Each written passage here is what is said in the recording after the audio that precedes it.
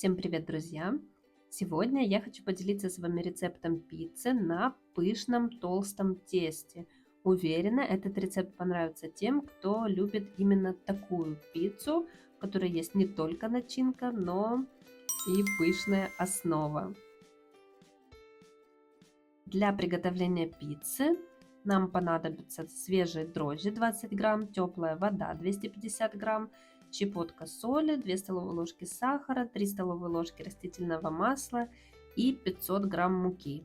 Но сразу хочу сказать, что муки может понадобиться чуть больше, либо же чуть меньше. Нужно смотреть по консистенции теста.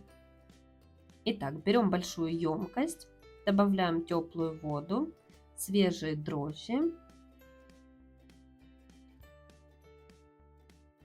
и сахар.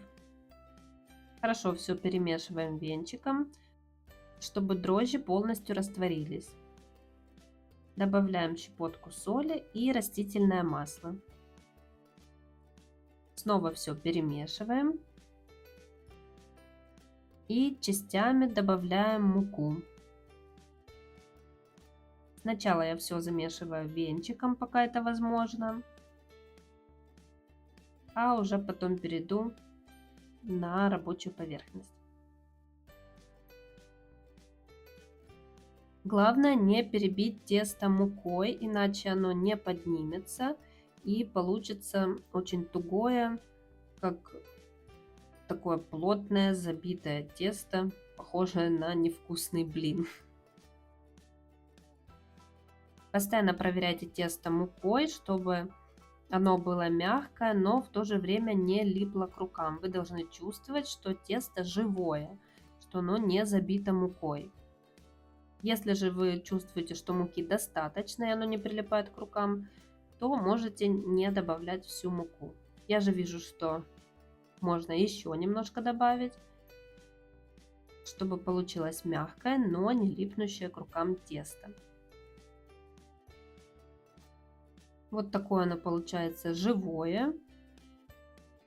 Муки добавляю совсем немножко. Постоянно проверяю, чтобы оно не прилипало к рукам. И теперь я непосредственно на пергаменте буду раскатывать тесто. На этом же пергаменте я буду выпекать пиццу. Если у вас есть форма для выпечки пиццы, пожалуйста, можете выпекать на ней. Но это количество теста рассчитано на стандартный противень духовки. Старайтесь раскатывать равномерно, чтобы пицца получилась ровная со всех сторон, чтобы не было такого, что с одной стороны оно более пышное, с другой стороны наоборот тоненькое. Поэтому старайтесь все-таки ровненько все сделать. Тесто мы раскатали, теперь перекладываем его на пергамент и отставляем в сторону. Теперь займемся начинкой. У меня будет сыр моцарелла, помидоры, базилик, соль и майонез. Кстати, это майонез, который уже я готовила. Рецепт есть на моем канале, ссылку оставлю в описании под этим видео. Также я беру свежий базилик и моцареллу. Мне нравится моцарелла, но вы можете взять любой сыр, который вам нравится. Помидоры нужно очистить от шкурки. Для этого я разрезаю их так слегка сверху и заливаю кипятком, для того, чтобы шкурка без проблем отошла от помидор. Заливаю кипятком и оставляю буквально на 2 минуты. Лишняя жидкость нам ни к чему, нам нужно просто убрать шкурку у помидоров. То есть, по сути, нам нужна мякоть помидора. И посмотрите, как легко отходит шкурка. И в то же время у нас свежий помидор, а не вареный. Если же у вас шкурка сложно очищается от помидора, то можете залить еще раз кипятком и подержать еще минутку. Главное не передержать, иначе помидор напитается водой и получится слишком водянистый. Складываем помидоры в стакан и будем пробивать их блендером. Сначала добавляем соль, и базилик. Берите столько, сколько вам подойдет по вкусу. Я добавила около 15 листочков, если кому-то важно четкое количество. Но опять же, можете вообще не добавлять базилик, хотя для пиццы я все-таки рекомендую. И пробиваем все погружным блендером. В итоге у вас должен получиться очень вкусный томатный сок с мякотью. И теперь приступаем к сборку нашей пиццы. Я слегка подкручиваю края, но можете этого не делать. Если вы переживаете, что начинка слишком жидкая, то можете сделать бортики по всей пицце, чтобы она никуда не убежала. Берем майонез и распределяем его по всей поверхности пиццы.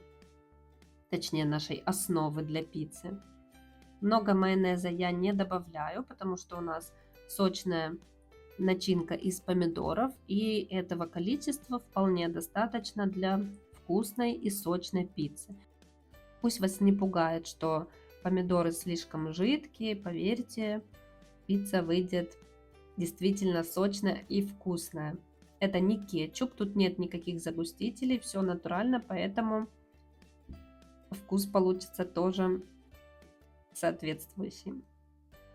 И теперь самое интересное, распределяем весь сыр по поверхности нашей пиццы. Сыра должно быть много, чтобы совершенно не было просветов на тесте. Чем больше сыра, тем вкуснее. И отправляем выпекаться в духовку на 30-40 минут, так чтобы тесто снизу полностью пропеклось и не было сырым. И в итоге у вас получится вот такая красивая, сочная пицца с большим количеством сыра и действительно с пышным тестом. Вы только посмотрите, сколько тут начинки. Как видите, она получилась не сухая, начинка никуда не убежала, а сыр это просто загляденье. Поверьте, это очень вкусно. Я рекомендую вам попробовать обязательно, особенно любителям пышной пиццы. Уверена, вам понравится. И не забудьте рассказать мне в комментариях, что у вас получилось. Всем спасибо и до скорых встреч. Всем пока.